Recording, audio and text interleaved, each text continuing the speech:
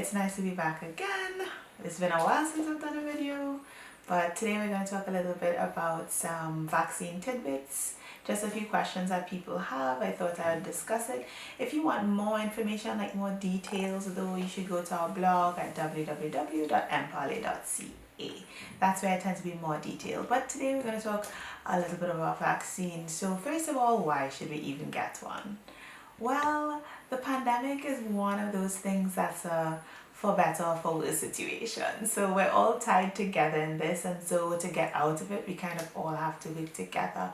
So pandemics are treated on a population level, okay? So it's not just about one person getting a vaccine, it's about as many people as possible getting a vaccine. So we all have to get one so that a large amount of the population is immune. It's only when a large amount of the population is immune that the virus is eradicated or suppressed, okay? And that's what we want to do to end the pandemic. So it's important that many people get it, because the more that the virus spreads is the more that chances it has to replicate, okay?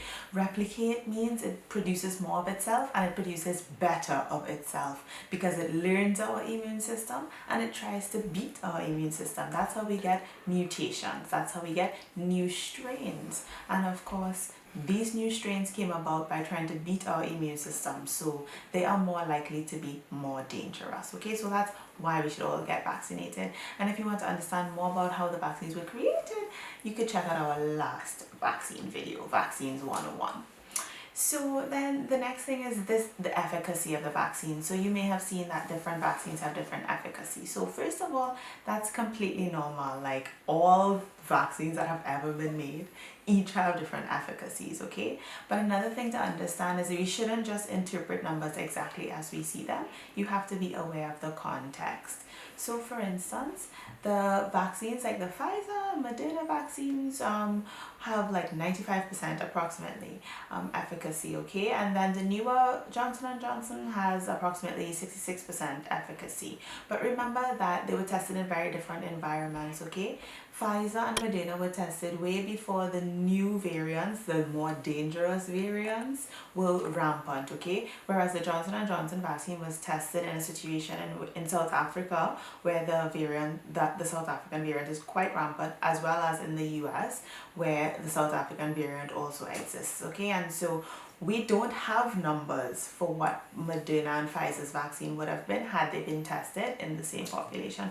So that's important to understand. It's also important to understand that 66 is excellent, okay? The flu vaccine that people take every year can be anywhere from 40% to 60% effective, okay? So 66 is excellent, 95 is excellent, and we have to understand that this is about the population. So if everybody in the population gets a 66% effective vaccine, we eradicate the virus, okay, or we suppress it significantly. So that's what's important. And then the final thing we'll discuss today is really about mask wearing. So people have been hearing, even if I get a vaccine, I still have to wear my mask. Why? That doesn't make sense. Well, it makes sense for now. And that's because what vaccine trials test initially is the vaccine preventing severe disease, moderate disease, hospitalizations, and deaths, okay?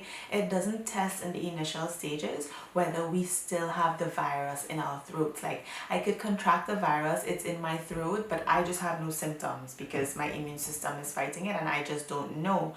But if I talk, if I cough, if I sneeze, I could pass it on. And so initial vaccine trials don't test infections, they test sickness, okay? And so that's why for now, until a large amount of the population is vaccinated, we still have to wear masks, because you don't want to infect someone else. You could be a carrier, you don't know you have it. You don't want to infect someone else who hasn't been vaccinated and is not immune, okay? So I just wanted to talk about those few things, and if you want more details, check out our blog, and I'll see you next time. Bye.